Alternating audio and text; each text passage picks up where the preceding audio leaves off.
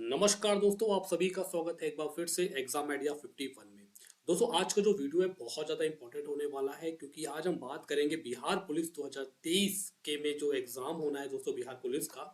उस पर हम आज बात करेंगे, बहुत इंपॉर्टेंट होगा क्योंकि दोस्तों आज हम बात करेंगे 50 ऐसे क्वेश्चन आंसर की जो कि हमें एग्जाम में देखने को मिल सकते हैं। तो बने रहिए हमारे साथ। और इस वीडियो को अगर अच्छा लगे दोस्तों तुरंत जाकर लाइक जरूर करिएगा और हमारे चैनल एग्जाम एट 51 को तुरंत जाकर सब्सक्राइब करिएगा। चलिए दोस्तों स्टार्ट करते हैं। फिलहाल वन बाय वन क्वेश्चन देखेंगे दोस्तों, बहुत इंपॉर्टेंट देखेंगे। जैसा कि यहाँ पर पहला क्वेश्चन के साथ हम आते हैं। पहला क्वेश्चन तो दोस्तों यहाँ पे कह रहा है कि उंगली के नाखून में विद्यमान प्रोटीन का क्या नाम होता है। ऑप्शन यहाँ पर चार दिए गए दोस्तों। एक्टिन दिया है, मायोसिन दिया है, ग्लोबिन या फिर दोस्तों कैरोटीन। उसका सही आंसर हो जाएगा दोस्तों कैरोटीन। सही आंसर हो जाएगा। याद रखिएगा, ना उंगली के नाखूनों में जो प्रोटीन पाया जाता है वो कैरोटीन होता है। अगला प्रश्न देख लेते हैं दोस्तों। तुलसीदास द्वारा रचित रामचरितमानस में कितने कांड हैं। 12, 7, 8, 5। और सही आंसर हो जाएगा दोस्तों 7 कांड है। ऑप्शन नंबर बी राइट हो जाएगा। अगला प्रश्न देख लेते हैं। आधा तीतर आधा बटेर होना का अर्थ बताइए दोस्तों। एक कहावत है, आधा तीतर आधा बटेर होना। इसका आपको अर्थ बताना है दोस्तों। पहला ऑप्शन दे रहा है छोटा बड़ा होना। नेक्स्ट ऑप्शन है असंभव कार्य करना। नेक्स्ट ऑप्शन दोस्तों है बेमेल तथा बेढंगा होना या फिर लास्ट ऑप्शन है रंग बिरंगा होना। और आपको बता दे आधा तीतर आधा बटेर का मतलब होता है दोस्तों, ऑप्शन नंबर सी में लिखा हुआ है बेमेल तथा बेढंगा होना। ऑप्शन नंबर सी राइट हो जाएगा। अगला प्रश्न देख लेते दोस्तों। दक्षिण अफ्रीका में महात्मा गांधी द्वारा प्रकाशित पत्रिका का नाम था। आपको दोस्तों बताना है दक्षिण अफ्रीका में महात्मा गांधी द्वारा प्रकाशित कौन सी पत्रिका थी। ऑप्शन है Navjivan, Indian opinion and Harijan and African news. और सही आंसर दोस्तों हो जाएगा Indian opinion. Okay, option number B right हो जाएगा। अगला प्रश्न देख लेते हैं। तो शतरंज चेस का खेल शुरू हुआ था भारत में, पर्शिया में, अरब में, यूरोप में। और आपको बता दें सही आंसर दोस्तों है भारत में। ऑप्शन नंबर ए राइट हो जाएगा। अगला प्रश्न देख लेते हैं दोस्तों। इनमें से कितने क्रांतिकारी गतिविधियों के लिए इंग्लैंड में इंडिया होम रूल सोसाइटी बनाई। भिकाजी कामा ने, या फिर दोस्तों रास बिहारी बोस ने, या फिर दोस्तों मदन लाल धिंगरा ने। लास्ट ऑप्शन है श्याम जी कृष्ण वर्मा। और सही आंसर दोस्तों हो जाएगा श्याम जी कृष्ण वर्मा ने। याद रखिएगा, श्याम जी कृष्ण वर्मा जो ऐसे क्रांतिकारी थे जिन्होंने इंग्लैंड में इंडिया होम रूल सोसाइटी बनाई। दोस्तों अगला प्रश्न देख लेते हैं। निम्नलिखित में से कौन सा फल नहीं है। टमाटर, खीरा, कद्दू या फिर दोस्तों आलू। और सही आंसर हो जाएगा आलू। आलू जो है ये फल नहीं है क्योंकि ये जमीन के अंदर उगता है। फल मतलब जो पेड़ में लटकते हैं। अगला प्रश्न। प्रधानमंत्री बाढ़ग्रस्त क्षेत्रों का दौरा करेंगे, वाक्य में कौन सा काल है। शाभास से भविष्य काल, सामान्य वर्तमान काल, सामान्य भूतकाल या फिर दोस्तों सामान्य भविष्य काल। आपको बता दें सही आंसर हो जाएगा सामान्य भविष्य काल। क्योंकि दोस्तों यहाँ पर देखिए क्या कहा गया है कि प्रधानमंत्री बाढ़ग्रस्त क्षेत्रों का दौरा करेंगे। तो ये क्या है, भविष्य काल की भविष्य की बात है क्योंकि आगे भविष्य में ही जाएंगे। जैसे कि अगर आज बोला गया है तो वो कल जाएंगे, तो कल क्या हो गया, भविष्य हो गया। इसलिए ऑप्शन नंबर डी राइट हो जाएगा। अगला प्रश्न। विशिष्ट ऊष्मा का एसआई मात्रक है जे एन जूल प्रति केजी, जूल प्रति JNL and calorie joule and ये जूल और किलोग्राम, ठीक है, कैलोरी। तो इसका सही दोस्तों आंसर हो जाएगा जूल किलोग्राम कैलोरी। अगला प्रश्न देख लेते हैं।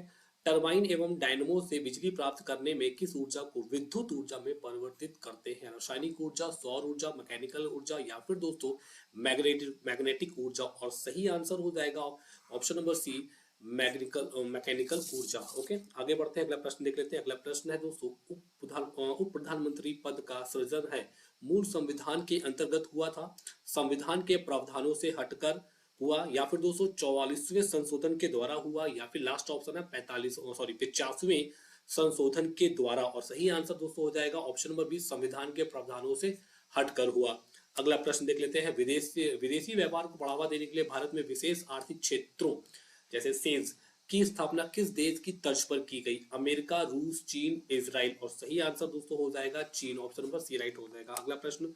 भारत में किस क्षेत्र में ग्रीष्मकालीन मानसून सबसे पहले आता है। हिमालय, पूर्वी घाट, पश्चिमी घाट या फिर दोस्तों सिंधु गंगा मैदान। सही आंसर हो जाएगा दोस्तों पश्चिमी घाट। Okay, option number C right हो जाएगा। अगला प्रश्न देख लेते हैं। केरल में कौन सा वन्य जीव रिजर्व हाथियों के लिए जाना जाता है। पाखल, पेरियार, चंद्रप्रभा या फिर दोस्तों कान्हा। और सही आंसर हो जाएगा दोस्तों पेरियार। याद रखिएगा पेरियार वन जीव रिजर्व जहां पर हाथियों के लिए जाना जाता है। जो कि अगला प्रश्न कहते हैं। निम्न में से किस स्रोत में हमें पाटलिपुत्र के प्रशासन की जानकारी मिलती है। अर्थशास्त्र, इंडिका, अशोक के अभिलेख या फिर दोस्तों उपरोक्त तो सभी। और सही आंसर दोस्तों हो जाएगा Indica, option number B right हो जाएगा। अगला प्रश्न, चंपारण सत्याग्रह के दौरान महात्मा गांधी पर मुकदमा कहाँ चलाया गया? मोतिहारी में, मुजफ्फरपुर में, पटना में या फिर दोस्तों हाजीपुर में? सही आंसर हो जाएगा मोतिहारी में, ऑप्शन नंबर ए राइट हो जाएगा। अगला प्रश्न, भारत की सबसे पुरानी पर्वत श्रृंखला कौन सी है? वेस्टर्न घाट, अरावली, हिमालय या फिर दोस्तों सतपुड़ा? और सही आंसर हो जाएगा अरावली की।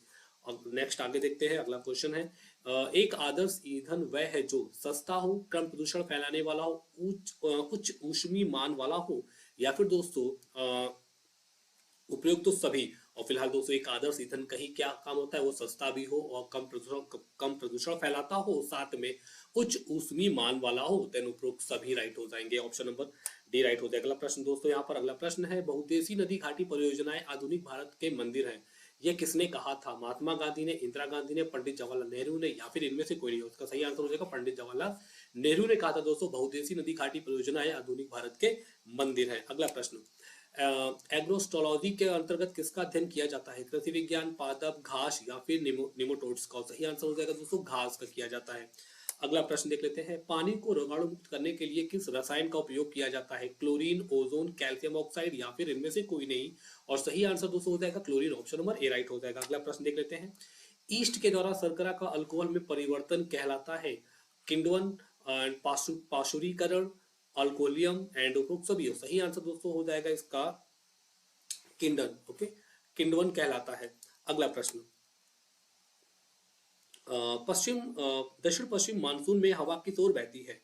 भूमि से समुद्र की ओर, समुद्र से भूमि की ओर, कभी भूमि से समुद्र की ओर तो कभी समुद्र से भूमि की ओर या फिर इनमें से कोई नहीं? सही आंसर दोस्तों हो जाएगा समुद्र से भूमि की ओर बहती है। अगला प्रश्न, मानव खोपड़ी में हड्डियों की संख्या कितनी होती है? 16, 20, 29 या फिर 22? सही आंसर दोस्तों हो जाएगा 22 हड्डियां होती है। एंड अगला प्रश्न देख लेते हैं, कौन सा देश गंगा को साफ करने में अहम भूमिका निभा रहा है? जर्मनी, जापान, दक्षिण कोरिया या फिर दोस्तों ब्रिटेन? और सही आंसर हो जाएगा दोस्तों Germany, option number A right हो जाएगा। अगला प्रश्न, किसमें साइट्रिक एसिड प्रचुरता में पाया जाता है? दही, सिरका, नींबू, केला? और सही आंसर हो जाएगा नींबू, ऑप्शन नंबर डी राइट हो जाएगा। ओके, नींबू में जो साइट्रिक एसिड बहुत ज्यादा मात्रा में पाया जाता है। अगला प्रश्न देख लेते हैं, निम्नलिखित में से कौन सी नदी अरब सागर में गिरती है? नर्मदा, महानदी, कावेरी नदी या फिर दोस्तों गोदावरी नदी? और सही आंसर हो जाएगा नर्मदा नदी, याद रखिएगा, अरब सागर में गिरती है, ऑप्शन नंबर ए राइट हो जाएगा। अगला प्रश्न देख लेते हैं दोस्तों, एक आदमी जो भट्टी के सामने खड़ा है निम्न द्वारा अधिक से अधिक ऊष्मा प्राप्त करता है? संवहन के द्वारा, चालक के द्वारा या विकिरण के द्वारा या फिर दोस्तों चालक तथा संवहन के द्वारा? सही आंसर दोस्तों हो जाएगा विकिरण के द्वारा, ऑप्शन नंबर सी राइट हो जाएगा। अगला प्रश्न देख लेते हैं, किस अम्ल से दूध में खट्टापन पैदा होता है? टार्टरिक अम्ल, लैक्टिक अम्ल, ब्यूटेरिक अम्ल या फिर दोस्तों एसिटिक अम्ल? और सही आंसर दोस्तों हो जाएगा लैक्टिक अम्ल। ओके, लैक्टिक अम्ल के द्वारा दूध में खट्टापन आ जाता है जब दूध को काफी टाइम के लिए हम रख देते हैं गर्मी में।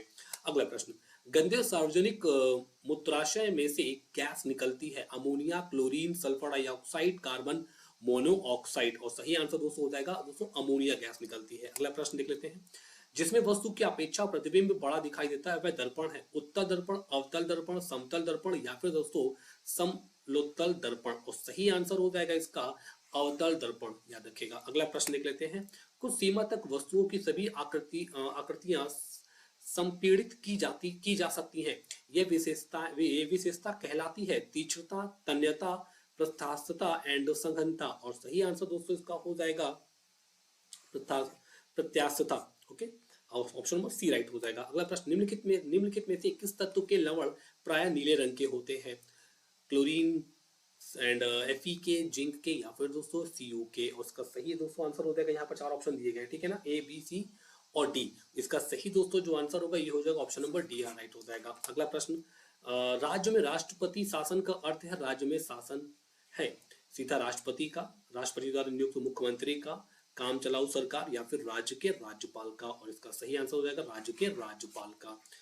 नेक्स्ट क्वेश्चन, निम्नलिखित में से कौन मौलिक अधिकार नहीं है? धार्मिक स्वतंत्रता का अधिकार, समानता का अधिकार, विचारों की अभिव्यक्ति का अधिकार, समान कार्यों के लिए सभी पुरुषों एवं सभी महिलाओं को समान वेतन का अधिकार? दोस्तों यहाँ पर बात हो रही है मौलिक अधिकार, तो मौलिक अधिकार ऑप्शन नंबर डी सही हो जाएगा, समान कार्यों के लिए सभी पुरुषों महिलाओं को समान वेतन का अधिकार। अगला प्रश्न, संतोष ट्रॉफी का संबंध किस खेल से है? हॉकी, फुटबॉल, क्रिकेट या फिर दोस्तों गोल्फ? और सही आंसर हो जाएगा फुटबॉल से, ऑप्शन नंबर बी राइट हो जाएगा।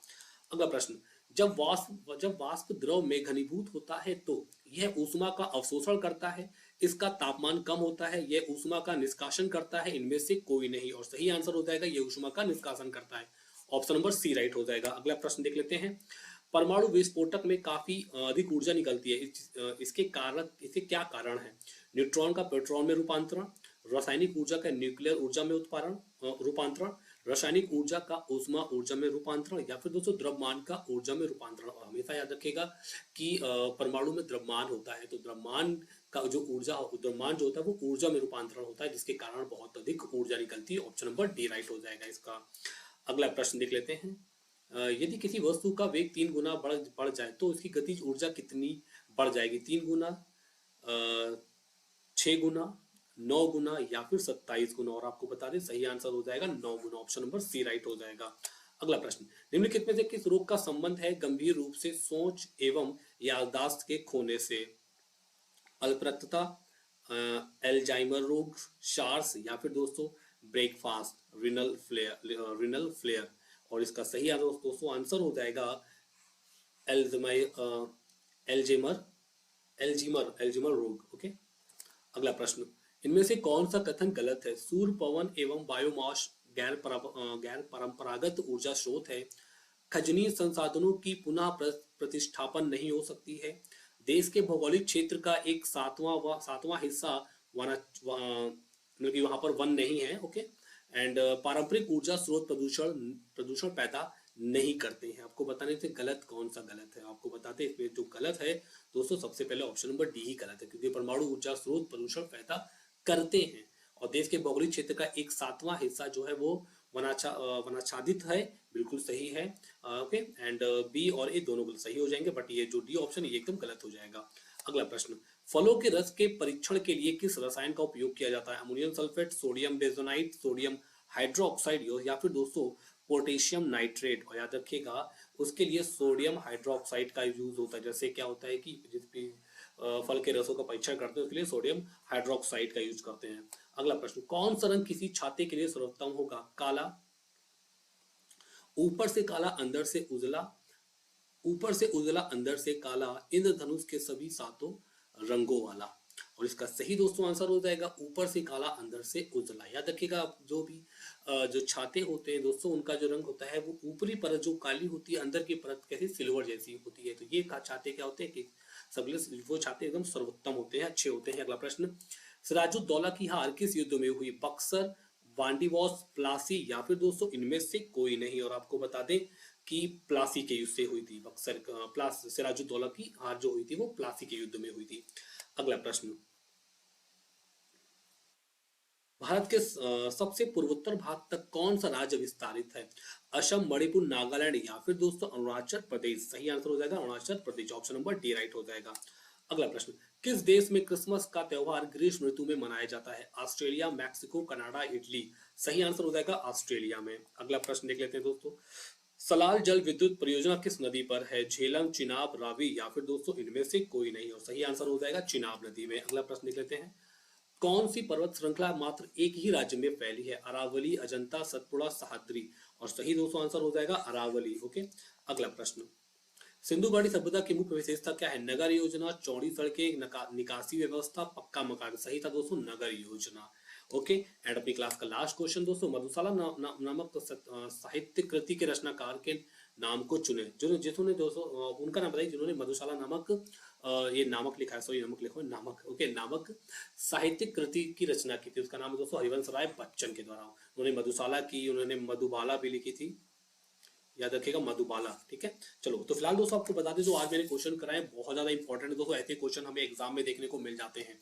अगर दोस्तों आपको क्लास अच्छी लगी तुरंत जाके हमारे चैनल को सब्सक्राइब, लाइक, शेयर जरूर करिएगा। ओके। थैंक यू आप सभी को।